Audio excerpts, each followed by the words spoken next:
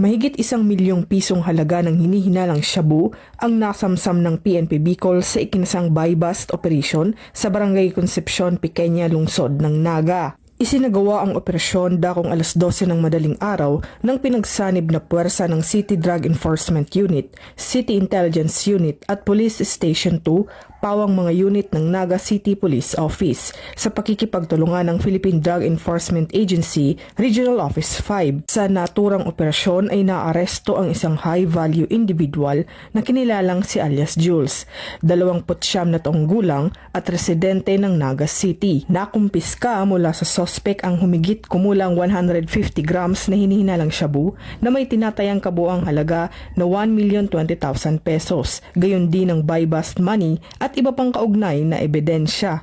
Agad na ipinalam sa suspect ang dahilan ng kanyang pagkakaaresto at ipinaliwanag sa kanya ang kanyang mga karapatang konstitusyonal sa wikang kanyang naiintindihan. Samantala, pinuri ni Police Brigadier General Erosito N. Miranda, Acting Regional Director ng Police Regional Office 5, ang operating team sa kanilang dedikasyon at mahusay na pagsasagawa ng operasyon. Hinikayat din niya ang kapulisan na ipagpatuloy ang kanilang masigasig na pagsisikap upang tuluyang masugpo ang iligal na droga sa rehiyon ng Bicol at mapanatili ang kapayapaan at kaayusan sa komunidad. Mula dito sa Legazpi City, Albay, ako ang inyong PNN Correspondent, Patrolwoman Vanessa Sol, alagad ng batas, taga-taguyod ng Balitang Pulis.